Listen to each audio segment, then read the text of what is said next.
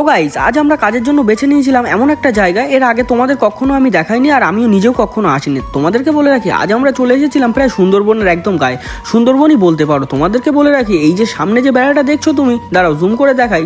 Zoom করে দেখালাম যে বেড়াটা দেখো, এই বেড়াটার ওই ধারেই কিন্তু সুন্দরবন, আর এই পারে আমরা আছি। তো যাই হোক, আর বেশি দেরি না করে আমরা এখানে কাজের জন্য বেরিয়ে পড়লাম। এখানে টিটোদা একটা দোকানে কথা বলছিল, আর এই যে মার্কেটটা তোমরা দেখছো, দেখো এই মার্কেটটাই আমরা কাজ করবো। তা তোমাদেরকে বলে রাখি, এই মার্কেটটা কাজ করার পরে হাঁটতে হাঁটতে এগিয়ে যাচ্ছিলাম, আমাদের এই মার্কেটে কাজ শেষ, তাই যাবো আমরা শামশেরনগরের দিকে। বেশি দেরি না করে আমরা এখান থেকে বেরিয়ে পড়লাম শামশেরনগরের দিকে। আর তোমাদেরকে বলে রাখি, আজ আমরা বাড়ি থেকে টিফিন নিয়ে আসিনি কেউই, সেই কারণের জন্য একটা দোকান দেখে এখানে দাঁড়িয়ে পড়লাম। এখানে তেমন টিফিন নেওয়ার মতো কিছু নেই, তাও আমরা নিয়ে নিলাম মুড়ি আর চানাচুর, কারণ দুপুরবেলা তো কিছু খেতে হবে, না খেলে পেট চলবে কি করে। তো যাই হোক, এখান থেকে নিয়ে নেওয়ার পরে আমরাও আর বেরিয়ে পড়লাম পুরো জিরো পয়েন্টে যাওয়ার উদ্দেশ্যে। আর তোমাদেরকে বলে রাখি, এই যে নদীটা তুমি দেখছো, দেখো এই নদীটা কিন্তু একদম পুরো শুকিয়ে এসেছিল, আর আমরা এসেছিলাম পুরো জিরো পয়েন্টে, মানে সুন্দরবনের একদম গায়ে যাকে বলা হয়। তো তারপর হাঁটতে হাঁটতে চলে আসলাম ঠিক এমন একটা লোকেশনে। আর তোমাদেরকে বলে রাখি, এখানে এসে কিন্তু বসার জায়গা আমরা পাচ্ছিলাম না, তাই বাধ্য হয়ে রাস্তার উপরেই বসতে হলো আমাদের। তো এখানে আমরা চারজনই ছিলাম, আমি ছিলাম, রাহুলদা ছিল, টিটোদা ছিল, আর শান্তনু ছিল। তা তোমাদেরকে বলে রাখি, এখানে কিন্তু টিফিন নিয়ে আমরা টিফিন করছিলাম, কিন্তু সত্যি কথা বলতে ওয়েদারটা এত বাজে হয়ে গেল, তাই আর বেশি দেরি না করে আমাদের এখান থেকে উঠতে হলো।